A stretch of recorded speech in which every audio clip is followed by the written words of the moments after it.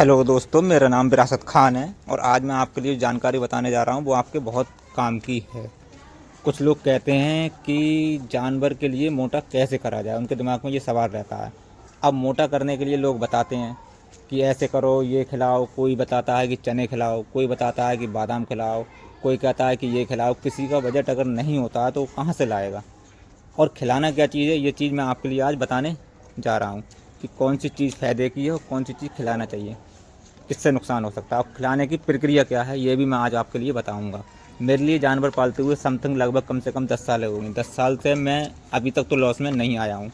और बाकी ईश्वर की मर्ज़ी है, अल्लाह ताला की जैसी जो मर्ज़ी होती है उसके हिसाब से काम होता है। वो घटी नफ़ा तो कोई पूरी नहीं कर सकता जो किस्मत में है।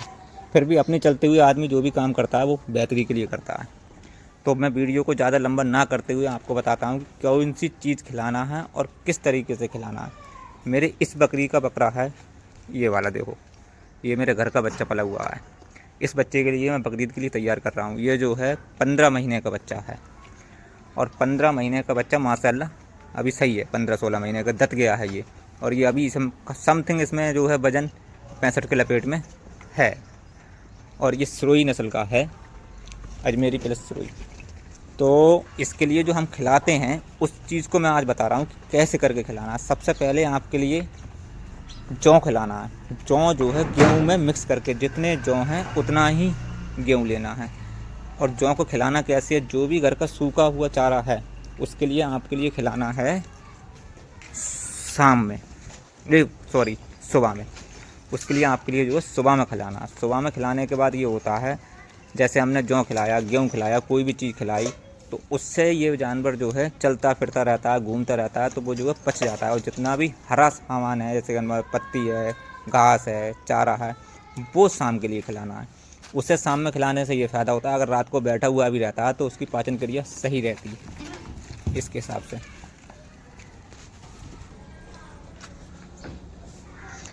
आपके लिए जौ और गेहूँ दोनों मात्रा में लेना है, दोनों मिक्स लेना है।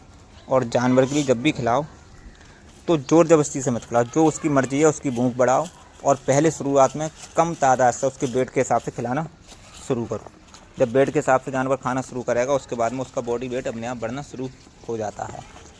और ज़्यादातर लोग जो हैं खिलाते तो हैं, मगर ज़ोर ज़बरदस्ती खिला के या उसे ठूँस के या उसके ऊपर को मुँह करके भर देते हैं, ऐसा कुछ कर देते हैं। तो उससे होता क्या है कि जानवर को परेशानी होती है, जानवर का पेट भी फूलता है, फिर बाद में दर्द भी होता है और कई प्रक्रियाएँ सामने आ जाती हैं, जिससे सिवाय नुकसान को और कुछ नहीं होता है। अब आपके लिए अगर वज़न बढ़ाना ही है तो इसके लिए चूरन भी आता है, हिमालय 32 नाम से, और भी गोली आती हैं, वो आप इसके लिए खिलाते रहिए।